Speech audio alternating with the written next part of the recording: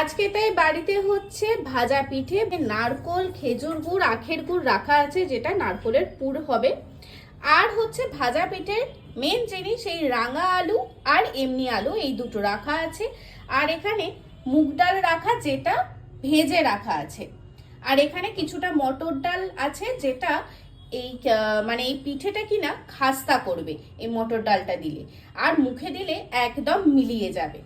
আর যেহেতু এই পিঠেটা একটু ঝাল ঝাল হয়, তার জন্য এখানে আদা রাখা আর লঙ্কা রাখা আছে একটা।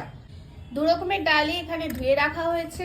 আর এই যে চলে যাচ্ছে আলু আর আদা গ্রেট করা, আর রাঙা আলু তো চলেই গেছে, একটা লঙ্কা, কিছুটা পরিমাণে হলুদ, আর স্বাদ মতো নুন, আর যাচ্ছে আখের গুড়।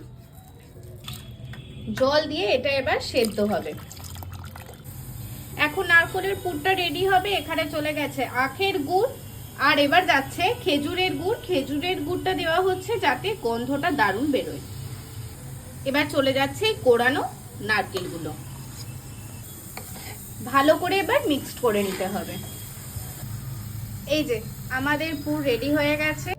এই যে এখানে আলু ডাল এইসব সেদ্ধ করা আছে, আর এখানে নিয়ে নিয়েছে চালগুড়ি। এবার এই সেদ্ধ করা জিনিসগুলো চালগুড়ির সাথে দিয়ে একে একে মাখা হবে। এটাকে কিন্তু গরম গরমই মেখে নিতে হবে। এই যে এটা একদম রেডি হয়ে গেছে। আর চলে যাচ্ছে সাদা তেল। যেহেতু ডুবো তেলে ভাজা হবে, তাই তেলের পরিমাণ কিন্তু অনেকটাই বেশি। তেলটা ততক্ষণ গরম হোক, আর ওদিকে আমরা পিঠে রেডি করি। এই যে এই রকম গোল গোল করে লেচি কেটে নিয়েছে, আর এই যে ভেতরটা এরকম করে এই নারকোলের যে পুরটা আছে সেই পুরটা এর মধ্যে দিয়ে এরকম দুদিকটা মুড়িয়ে নিচ্ছে, তাহলেই কিন্তু পিঠে রেডি হয়ে যাচ্ছে একে একে। আপাতত এত কটা হয়েছে, আর এগুলো হচ্ছে। চলো তাহলে এবার এগুলো ভাজা যাক।